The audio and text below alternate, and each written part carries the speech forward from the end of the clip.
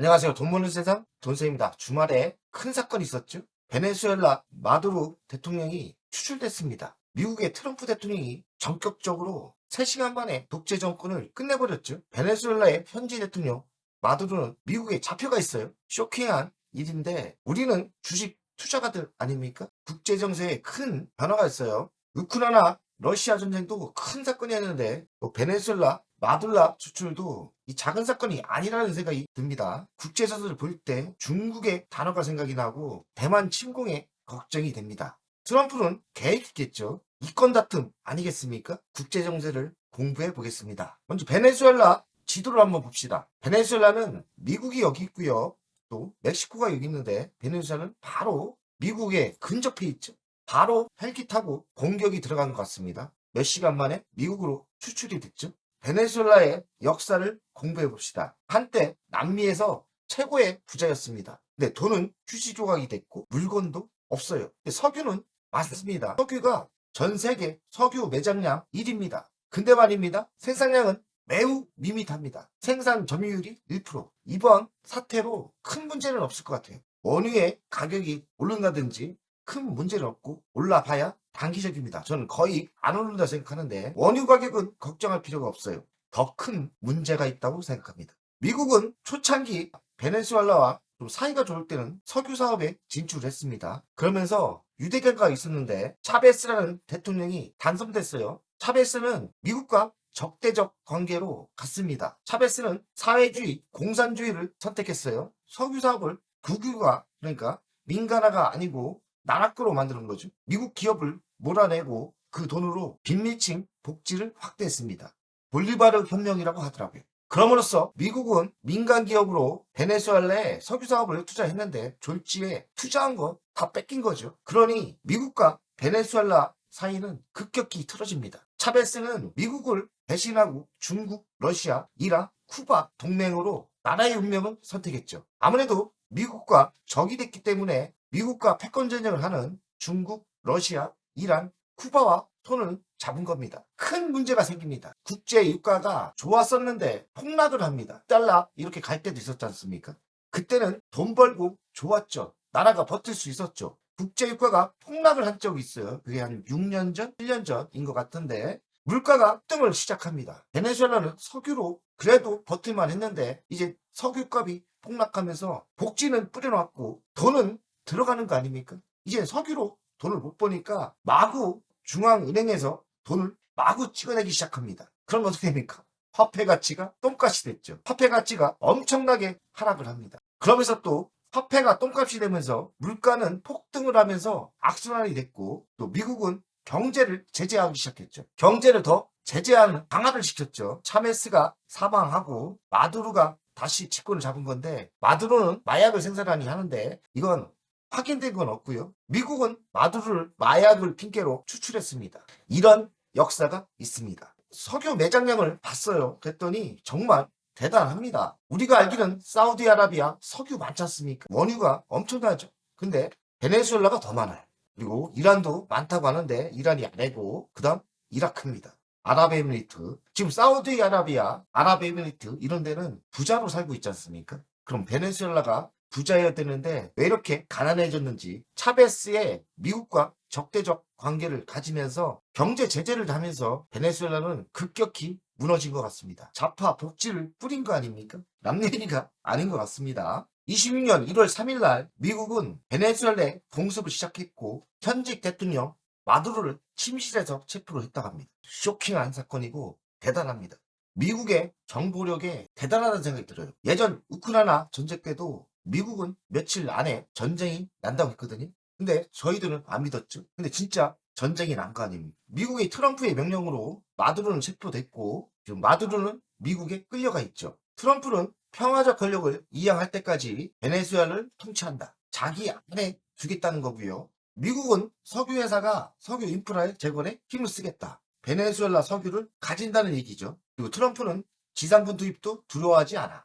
현직 대통령도 3시간 만에 잡는 사람이 뭐가 두렵겠습니까? 베네수엘라 야권 지도자가 있습니다. 노벨 평화상을 받았고 마리아라는 분인데 이분을 대통령으로 만들지 않을까 이런 생각을 하고요. 이번 사태로 의외로 베네수엘라 국민들은 찬성하는 분위기가 많은 것 같습니다. 먹고 살기 힘드니까 트럼프가 이름으로써 좀 좋아진다는 생각도 하겠죠. 중국은 강력하게 반발했습니다. 그 이유를 보니까 중국이 베네수엘라에 많이 투자를 했어요. 그리고 석유를 대신 많이 받아오고 있었습니다. 중국이 한방 당한 거 아닙니까? 지속적인 투자도 몇십조를 했다고 하는데 모든 투자가 미국에 뺏기는 분위기 아닙니까? 마두로 13년 독재가 3시간 만에 끝났다고 하고요. 트럼프는 미국 앞마당 넘보지 말라 중국 너의 견제 이야기를 했고요. 세계적인 분위기는 석유 장악 노림수다고 생각합니다. 뭐 석유가 있었기 때문에 한 것 같기도 해요. 중국은 주권 국가에 무력을 사용한 건 아니다.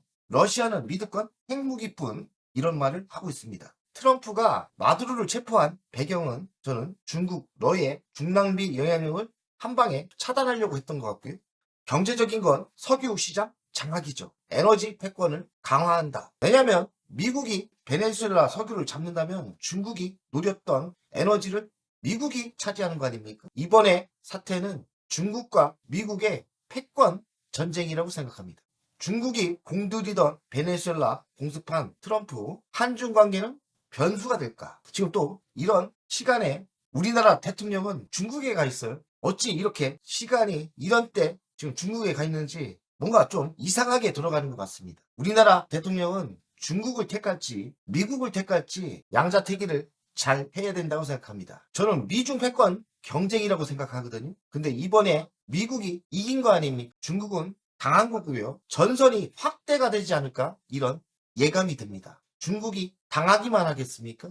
중국은 뭐 할 게 있나요? 저는 대만 침공의 명분이 될 수 있다고 생각합니다. 베네수엘라 지리적 위치는 중국이 도와줄 위치가 아니지 않습니까? 미국에 붙었지 않습니까? 중국에 붙은 나라는 어디입니까? 인정하지 않는 나라 대만 아닙니까? 그 대만 침공 명분이 전 충분히 될 수 있다고 생각합니다. 중국이 대만에 만약에 중국의 대만에 침공이 있다면 우리나라 주식 절대 나는 겁니다. 이것이 걱정이 됩니다. 물론 지금 걱정할 때는 아니지만 한국 주식에 투자하는 투자가들은 1년 뒤, 2년 뒤 올 수 있는 대만 침공을 철저히 준비하는 게 옳지 않나는 생각이 들어요. 가장 큰 문제는 중국의 대만 침공 가능성입니다. 가능성이 매우 높아졌다고 저는 생각합니다. 대만 침공이 바로 이루어지진 않겠죠. 대만 침공을 진짜 한다면 2달 전, 뭐 적어도 3개월 전에 서서히 분위기가 달아오를 거예요. 모든 전쟁이 그랬어요. 설마 했는데 지금까지 전쟁은 이루어졌습니다. 우크라이나 전쟁도 우리는 믿지 않았어요. 그러나 분위기는 3개월 전부터 전쟁이 날 수 있다 이랬고 미국은 일주일 뒤에 전쟁이 벌어질 거라고 예측을 했는데 진짜로 벌어졌습니다. 대만 침공도 가능성이 있다는 말이 나옵니다. 그럼 아직은 아니죠. 만약에 진짜 대만 침공을 한다면 3개월 전, 2개월 전에 뭔가 분위기가 확 틀려질 거예요. 그때는 정말 주식을 다 팔던지 위험을 대비해야 될 거 단기적으로는 호재주를 찾아야죠. 제가 호재주를 찾아봤는데 별로 없어요. 25년 상반기 때 K방산이 날라갔지 않습니까? 하나에어로 현대로템 그리고 하나시스템. 그래서 아무리 생각해도 26년 한국 주식 K방산이 다시 한번 더 상승하지 않을까 생각이 들었습니다. 유럽은 이스라엘제 우주 방어막 엘로3를 9조를 투자한다고 했고 유럽을 강타한 드론 공포에 빠져 있다고 합니다. 미국, 러시아 횡포에 둘 다 못 믿겠다.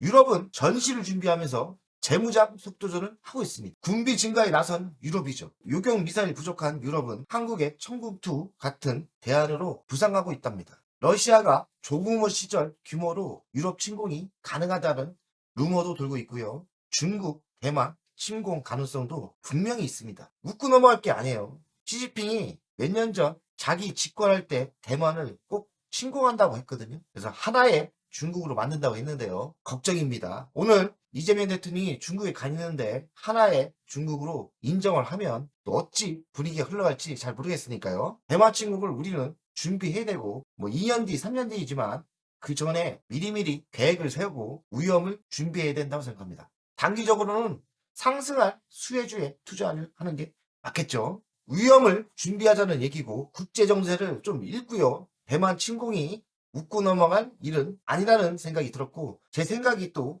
맞을 수도 있는 거 아닙니까? 중국이 대만을 침공하고 중국과 미국의 패권 전쟁에 우리는 어떻게 살아남을까 걱정을 하면서 주식 투자를 열심히 해야겠습니다. 오늘도 좋은 시간 됐으면 좋겠습니다. 화이팅!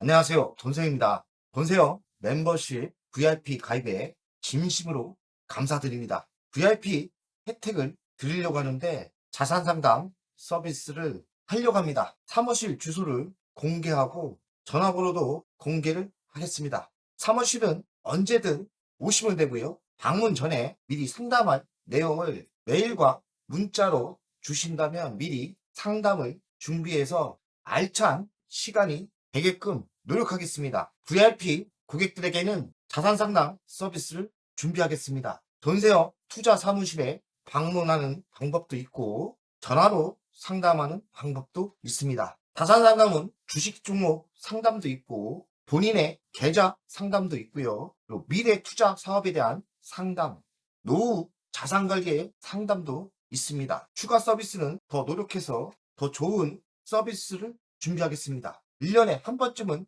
즐거운 저녁 식사를 준비하겠습니다. 저녁 식사를 하면서 투자 성과에 대한 보고, 미래 투자에 대한 상담을 준비하겠습니다. 멤버십 운영을 하는 이유는 돈세형 채널의 성장을 위해서 멤버십 운영을 결정했고요. 3만원으로 결정을 했다가 많은 회원들이 있어야 저에게 또 힘이 되는 거니까 금액을 대폭 할인해서 24,000원으로 했고요. 혜택은 회원 전용 동영상을 만들 생각이고요. 종목 상담, 분석, 우선권을 드릴 생각이고 핵심 전략주가 있지 않습니까? 매수, 매도 타점을 공개하겠습니다. 핵심 전략주 돈세형 계좌를 공개하겠습니다. 새 동영상 전략적으로 우선 신청권을 드리는 종목이 필요하다면 우선 신청권을 하겠습니다.